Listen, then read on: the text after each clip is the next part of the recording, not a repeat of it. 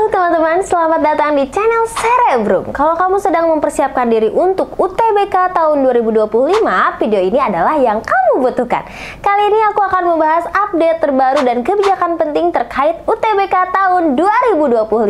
Kita akan bahas jadwal, materi ujian, kebijakan lintas jurusan, hingga transparansi seleksi mandiri. Jadi, pastikan kamu nonton sampai selesai supaya gak ketinggalan informasi penting ini. Jangan lupa like, share, dan subscribe untuk konten edukasi lainnya ya. Langsung aja kita mulai.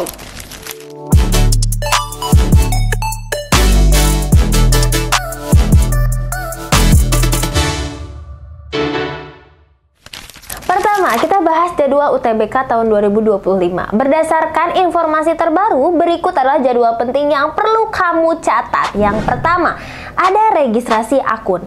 Registrasi akun dilakukan pada tanggal 8 Januari sampai 15 Februari 2025. Kemudian pendaftaran SNBT dilakukan pada tanggal 21 Maret sampai 5 April tahun 2025.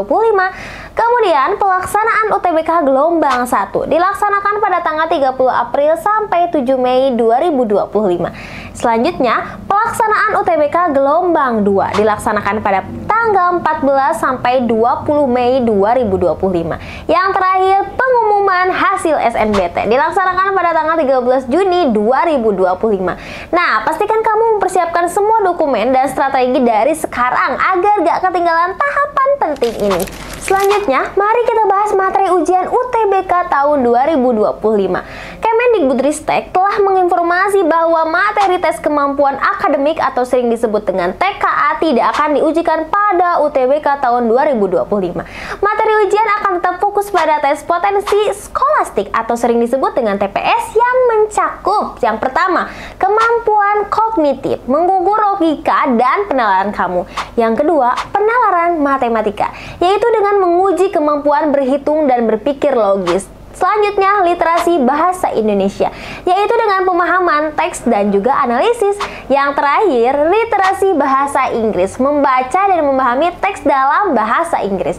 Nah, ini adalah kabar baik karena fokus kamu bisa lebih terarah untuk mempersiapkan TPS secara maksimal. Kabar menarik lainnya adalah kebijakan lintas jurusan. Nah, di UTBK tahun 2025 ini, siswa dari jurusan IPA bisa memilih program studi IPS dan juga sebaliknya.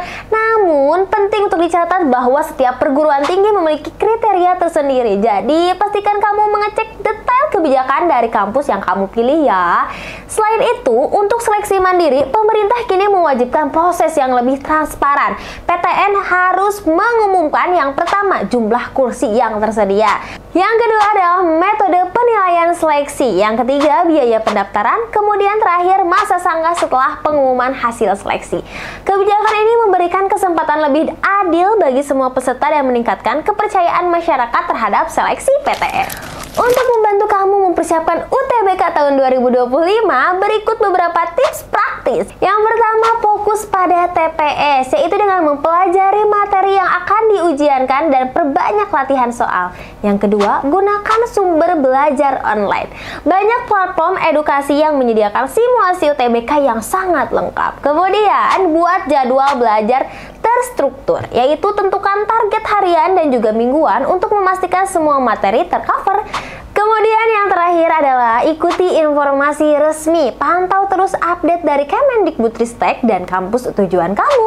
Ingat, persiapan adalah kunci untuk sukses di UTBK. Nah, itu dia update terbaru dan kebijakan penting terkait UTBK tahun 2025. Dengan memahami informasi ini, kamu bisa mempersiapkan diri dengan lebih baik dan meningkatkan peluang kamu untuk lolos ke PTN impian. Kalau video ini bermanfaat, jangan lupa untuk like, share ke teman-teman kamu, dan subscribe channel ini untuk tips belajar lainnya ya. Semangat belajar dan sampai jumpa di video berikutnya. Bye-bye!